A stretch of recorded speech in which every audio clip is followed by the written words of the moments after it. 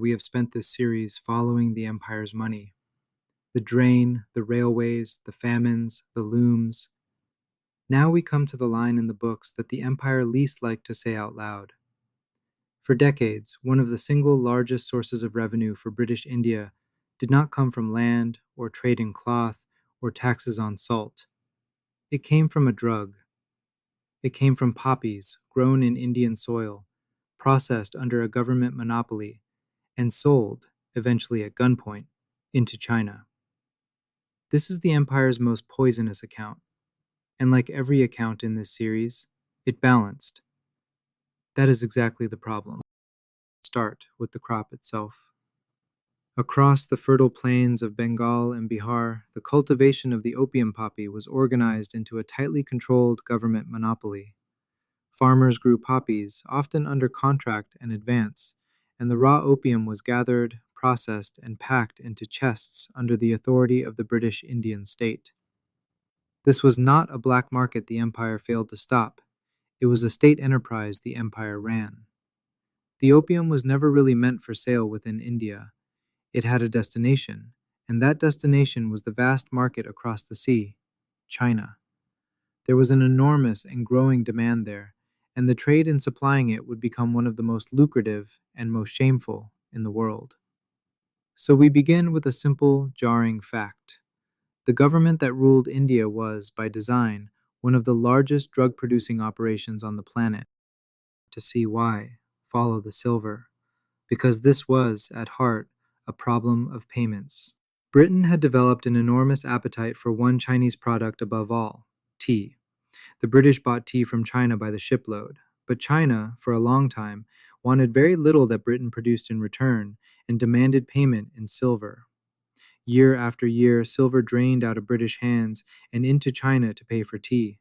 It was, for Britain, an unsustainable bill. Opium was the answer.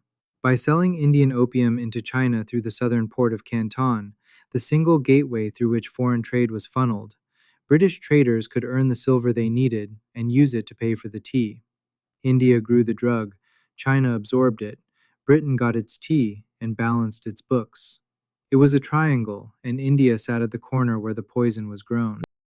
China's rulers were not blind to what was happening to their people. As addiction spread and silver poured out, Chinese authorities moved to stop the trade.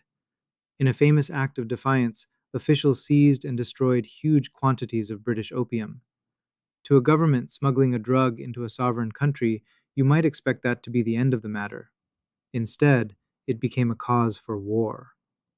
Britain went to war with China, twice, to keep the opium flowing. The First Opium War ran from 1839 to 1842. The second, joined by France, from 1856 to 1860. China was defeated in both, and the price of defeat was written into treaties that forced Chinese ports open, handed Britain territory and privileges, and ensured that the opium trade, the very thing China had tried to halt, could continue. Let the plain shape of that sit for a moment. A drug was grown in India. A country tried to keep it out, and the empire fought wars to force the drug back in. The full weight of British power was brought to bear, not to stop the trade, but to protect it. Now we come to the number that makes this an episode of this channel, and not merely a chapter of war. By the middle of the 19th century, opium had become one of the single largest sources of revenue for the government of British India, standing, in many years, among the top contributors to the treasury, alongside the tax on land and the tax on salt. This was not a minor side trade. It was a pillar holding up the very finances of the Raj we have been auditing all series long. Think back across the episodes. The home charges that India paid in London, the guaranteed dividends on the railways, the debt and its interest. A meaningful portion of the revenue that funded this entire structure was, in plain terms, drug money, earned by selling opium into China and defended, when challenged, by force of arms. The books of British India did not just happen to include opium.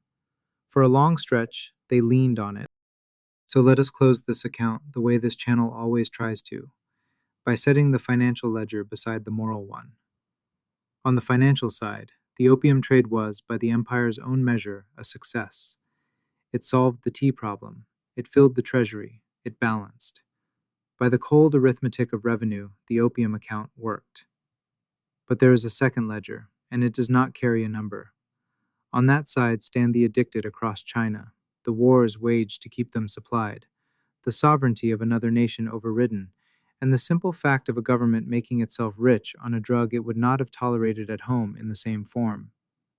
That ledger does not balance, and it never can, because some costs cannot be entered as figures in a column.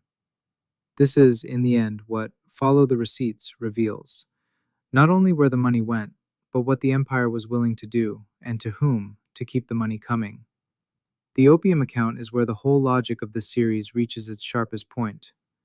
A system built to extract will, given time, monetize anything, even poison, even another nation's suffering.